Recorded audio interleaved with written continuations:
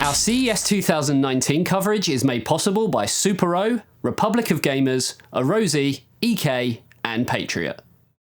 Hey everyone, I'm Andy Rafael from eTeknix.com, and we stopped by the SilverStone suite at CES 2019 to check over one particular product, and that is the new Raven prototype. Now, this has basically always been, when it comes to the Raven series, all about extreme airflow, and it's been a very long time coming.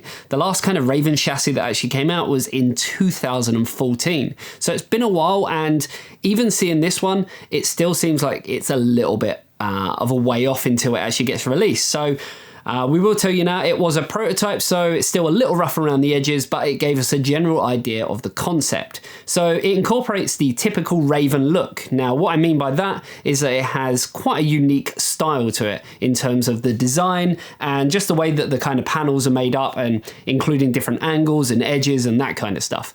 It does include tempered glass on there, and also with ventilation on both sides. So both of the side panels are very, very large, and it's split between a tempered glass portion and a steel portion with ventilation. Now, SilverStone inform us that that's not exactly the final design, and it may be subject to change, and obviously other parts of the chassis are exactly the same. Now, one thing I will say about this chassis is that it is long. I mean, it's very long, maybe even unnecessarily long, but this is all feedback that SilverStone want to take away with them. They are one of the only companies I know who literally take every single piece of feedback that is given by reviewers and just the general public and actually take it into account and then make a better product because of it. So any feedback you guys have got, let us know in the comment section below, and I'm sure SilverStone will be really pleased to see it. Now, there are a few things that obviously we picked up on. So in terms of the front I/O, there is no USB Type-C, and when we tell you the price later, you'll probably be a little bit disappointed by that, but again, they said it's something that they will take into account. Now, like I say, it does include a very unique design, but let's jump in to the inner part of the chassis and talk a little bit about the functionality.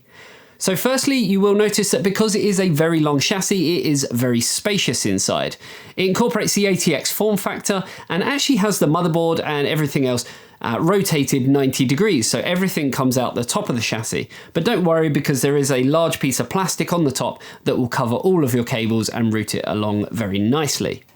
GPU clearance should be pretty much okay for every GPU out there, purely because of the way that it's designed. There is a lot of space for gamers in mind. There should, in theory, be a lot of support for water cooling, but as we all know with the Raven series, it's always been about airflow, so we're actually expecting anyone who does buy this chassis to go with a high-end air cooler, and obviously graphics cards that have quite a good air cooler on them as well. If you do decide to go down the water cooling route, then there is room for a 240mm radiator on the motherboard tray or in the back of the chassis, but sadly not together. Again, this is feedback that we gave to SilverStone, and they may actually change this design a little bit in case you want to maybe have custom loop water cooling for your CPU as well as your GPU. In terms of the power supply, it does support ATX power supplies, not the largest on the market, but this is where SilverStone really do shine, because SilverStone have probably the most powerful power supplies based on size in the market. I mean, they've got a 1200 watt power supply that is as small as most people's 800 watts, so that would work perfectly with this chassis. Now, on top of the power supply, there is an SSD mount, so if you do have a 2.5-inch drive, you can mount it here. But also there are two mounts behind the motherboard tray, which fit both 2.5-inch and 3.5-inch drives.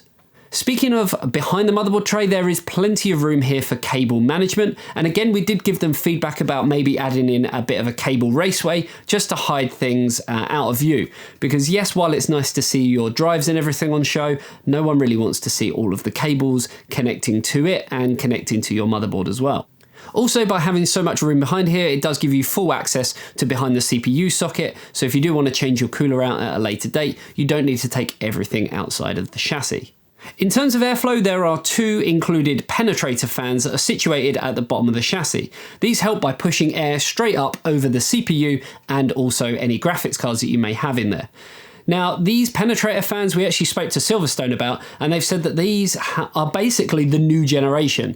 But the old generation was so good that everything they tried didn't really improve on the design at all. They tried making them thicker, which obviously did improve the design, but then would maybe throw up a few hiccups when you've actually got them inside your chassis. So they tried changing the fin and the blades and the placement of it, and that didn't make any difference either. So the only way they could actually improve on these new ones compared to the old penetrator fans is they had to change the bearing design. But now it means that the fans themselves operate at a lower RPM when needed. So while the old ones started at 500 RPM and went up to 1400, I believe, these ones actually go down to 400 RPM and go up to 1500 RPM, meaning that it's pushing more airflow, but when you need it to be quieter, it can be by operating at that lower RPM. They are also PWM, and we're told they use around 40% less power than the previous generation. And being PWM does mean you get more control over it. Other fans included in the case is a single 120mm at the top. Now, a little bit of feedback again that we gave to SilverStone was that it would be nice if we could actually fit a 240mm rad at the top, because with the one at the back being so far away from the motherboard, it just may make things a little bit, I don't know, messy inside. So I did say earlier that obviously there was a bit of a hiccup on price. So currently they're looking at around $200, which is quite expensive for what it is. I mean, you are getting a lot of chassis for your money, and you are getting them huge penetrator fans at the bottom. So I guess you are getting good value when it comes to that. The only problem is at the moment there's a few little niggles, such as the lack of USB Type-C and that radiator support. But like I say, it's still the very early stages. So hopefully SilverStone take all these things on board and give us, I guess, what we want. Let us know in the comments section below what you think of this chassis. Is it too large, or do you like having that extra space so, I don't know, it's a little bit easier to build your system in and you can make it your own? Other than that, be sure to check out the rest of our CES 2019 coverage, and I will see you in the next video. See you later. Bye-bye.